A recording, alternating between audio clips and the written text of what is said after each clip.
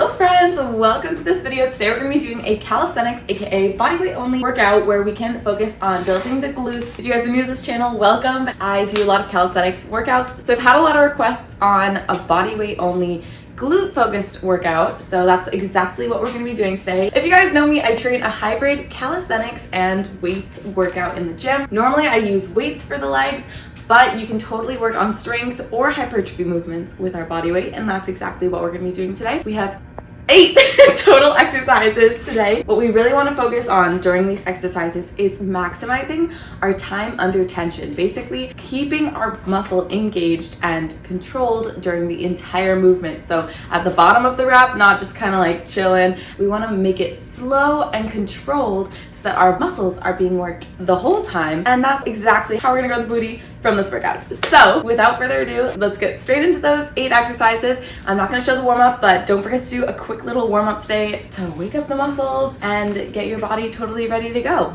Let's get into it. First one is going to be our glute bridge. So you can stabilize the hands on the floor. We're going to hinge at the hips here. Focus on squeezing our glutes from the bottom here. Bring it up to the top position. You can lock out here for a second and then slowly release. Squeeze up.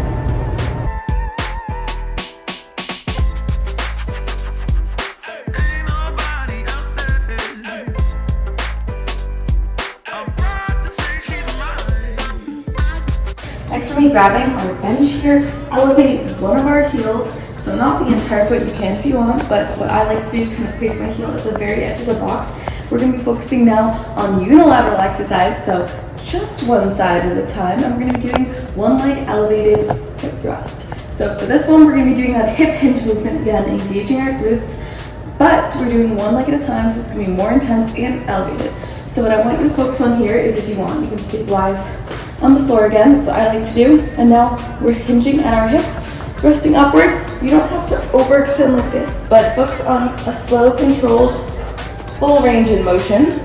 So make sure that you're feeling your muscles the entire time.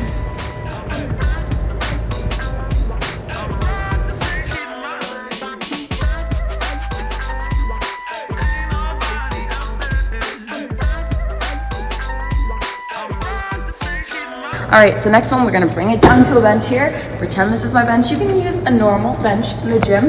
We can get a little crowded, so I like to use a little bit of space. But what we're going to want to do here is our dynamic one leg hip thrust. So this is kind of like our normal hip thrust. If you do use weights in the gym, you might think about having your weight here and then pressing up with your hips here. What we're going to do is we're going to focus on one leg, and it's going to be dynamic. So we're going to be moving pretty fast with this one. You're gonna feel a burn. Just keep going, you got this. We're gonna do 10 reps per side. So do one leg, chill for a second, and then we'll switch to the other, and we're gonna do 3 rounds of these. What I want you to focus on for these dynamic one leg hip thrusts is having your shoulder blades on the bench to stabilize here. We're gonna be hinging at our hips like normal, kind of like the first 2 exercises we've been doing for hip thrust, but we're gonna lift our other leg. We're just gonna hold that other leg in the air. So hinging at our hip here.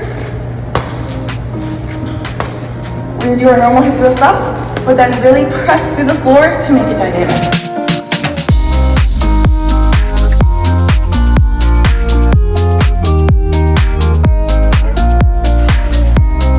So the next one we're going to be doing is going to be our body weight squats. I covered the form in the last video, but what we want to do here, real quick recap, is legs about shoulder width apart. Toes can be pointed slightly outwards. This is going to be pretty dependent on what's comfortable with our hips.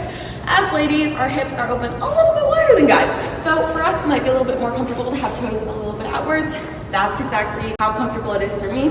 First, we're going to send our hips backwards a little bit before dropping them down. So as we drop, hinging at our hips, bending at our knees, engaging our quads here, and trying to keep our chest nice and upright.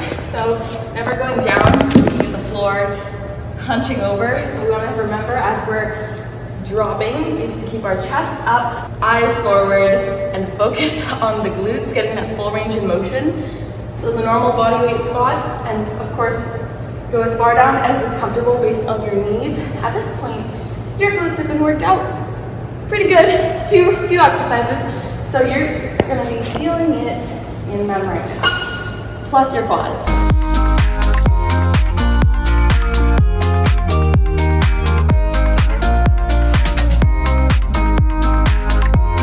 Now, those are too easy and you want to up the challenge level a little bit, we can make them jump squats. So from here, instead of normal squats, we add our jump.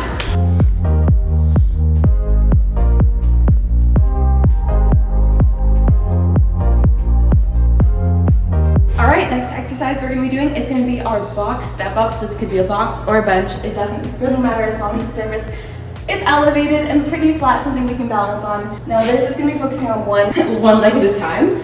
So what we wanna do is step up on our box. Try not to push too much with the foot that's on the floor here, because that'll give us momentum and not work our legs as much. So we really want to get the max out of this workout for our glutes. So try and lean forward before pressing up on the bench to challenge the muscle the most.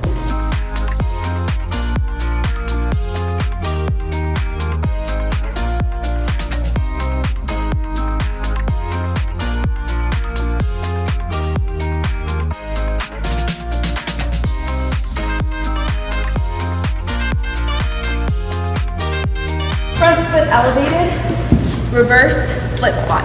So if you're not comfortable with this one, or you don't have the equipment because maybe you're outdoors in an area that doesn't have as much outdoor equipment, we can do our normal reverse lunge here. Now our normal reverse lunge is going to be stepping backwards from the lunge position, hinging at the hips, and bending at the knee. And we can alternate here with these.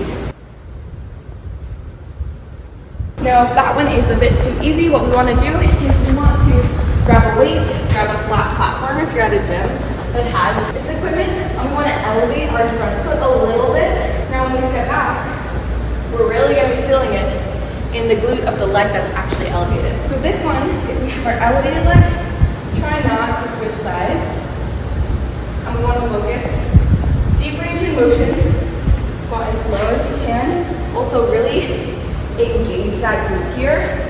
So I'm thinking about my glute, and when I come up to the top, I'm squeezing a bit. So I step back, feel the stretch, and as I'm pushing back up, engaging my glute, and at the top a little squeeze before stepping back and doing it again.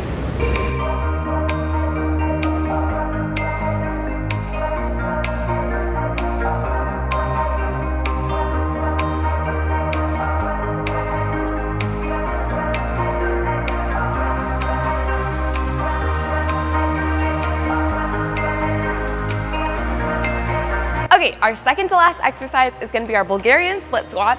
So we need a little bench for this one again. And what we're going to do is step back out into that kind of lunge-like position, elevating our back leg and keeping our front leg straight on the floor. What we're focusing on is going to be the glute in our front leg here.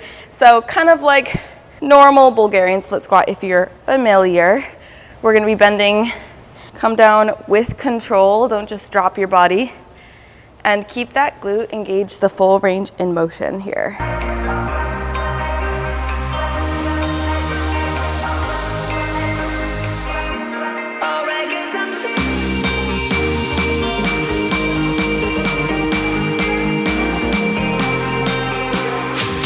Our final exercise here is going to be our dynamic side bounce. If you have sensitive knees and you want an alternative to this, you can do walking crab squats, which is step side to side as you walk low in this squat position without coming up. That's an alternative to what we're about to do, which is dynamic and puts a little bit of something on the knees. So in case you're sensitive, that's your alternative. But if you're not, the normal exercise we're going to be doing is our dynamic side bounce. So for this one, we're going to be pushing off the one leg we're standing on while jumping to the other side, coordinating landing on this leg before jumping back to the other side. So I'm going to show you what it looks like in action, but what I want you to focus on when you're doing that is the balance, but also the power of actually pressing through the floor as you jump to the other side. You can use your arms to stabilize here and get that swing and momentum, but really focus on pushing through the floor as much as you can. Your leg's gonna bend and then push, but we're going in a sideways motion, which is of course gonna help our quads, our hip flexors, a little bit of our glutes. So we'll just wrap up with this one. Final burnout exercise.